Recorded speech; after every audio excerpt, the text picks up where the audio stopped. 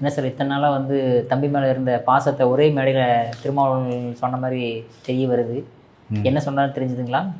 தெரியலையே சார். இதை போட்டு காட்டுறேன் சார், உங்களுக்காகவே அவர் வந்து பேசுனது. அப்புறம் சில நாதாரிகள் புறப்பட்டுருக்கிறாங்க. நாதாரிகள்னா என்னன்னு எனக்கு அர்த்தம் தெரியாது. அப்புறம் என்ன நீங்க வந்த ஆனா சொல்றேன், ஊதாரிகள்னா தெரியும். சில நாதாரிகள் புறப்பட்டிருக்கிறாங்க. நாம வந்து இந்த பட்டியல் சமூகத்து மக்களை ஏமாத்துறோமா? இவனெல்லாம் என்ன சொல்றது? இவனுங்களுக்கு யாரு எப்படி பதில் சொல்றது? அவனை சொல்லி நிறுத்துங்களேன்டா. அவன் நிறுத்துற அந்த லூசுக்கு மட்டும் வந்துட்டே இருக்கான். வர்ற நிறுத்துற அவனை. இதுதான் சார், இதை தான் நீங்கள் ஒருத்தர் மட்டும்தான் வந்து எல்லா சேனல்லும் எல்லா மேடைகள்லையும் வந்து திருமாவளவன் வந்து பட்டியல் தலைவர்களை ஏமாத்துறன்னு சொல்கிறது நீங்கள் ஒருத்தர் தான் எனக்கு தெரிஞ்சு. ஸோ உங்களை தான் சொல்கிறாருன்றது தெளிவாக தெரிஞ்சிருச்சு. எதுக்கு இந்த அளவுக்கு ஒரு வன்மை வச்சிருக்காரு? ஆள் தெரியல போட்டுருக்கு. நாங்கெல்லாம் சிங்கத்தோட உண்ணாக்க வெட்டுக்குன்னு பிடிங்க திங்கிறீங்கடா மர தமிழே. ஏன் வன்மம்? தமிழர்கள் மீது ஏன் பிற மொழியாளருக்கு இந்த வன்மம்? அரசியல்ல இதெல்லாம் சாதாரணமா ஓ இல்லையா?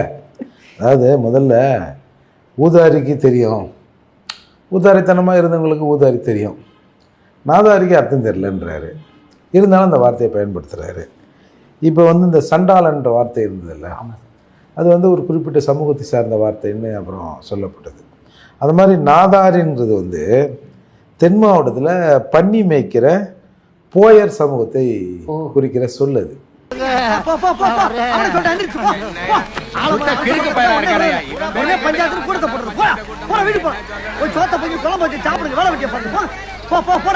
என்னவா? கோட்டு சூட்டு பேரணியும் கோமாளியின் தோரணையும் பறையர் மக்களை வைத்து வித்தை காட்டும் திருமாவளவன்.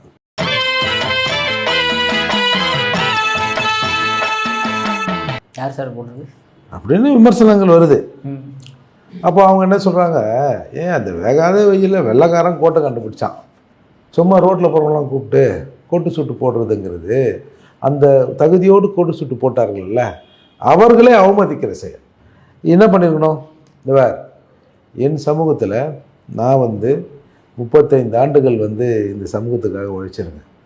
இப்போ புரட்சி பாரதம் சார்பாக புரட்சி பாரதம் இல்லை பூவை மூர்த்தியார் இத்தனை வழக்கறிஞர்களை உருவாக்கியிருக்கிறார் அப்படின்னு ஒரு கருப்பு கோட்டு போட்டு, அதாவது வக்கீல் யூனிஃபார்மோட வழக்கறிஞர் அந்த உடையோட ஒரு பேரை நடத்தினா அது அர்த்தம்.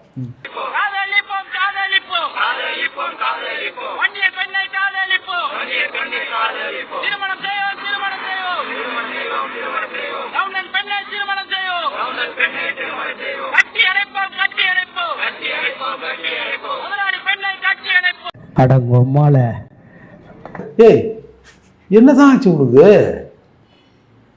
கஞ்சிக்கு நாமளே சிங்கி அடிக்கிறோம், இன்னொருத்தருக்கு பீடா வாங்கி தராராம். உங்க வீட்டு பிள்ளையா நினைச்சு எல்லாரும் என்னை மன்னிச்சிருக்க.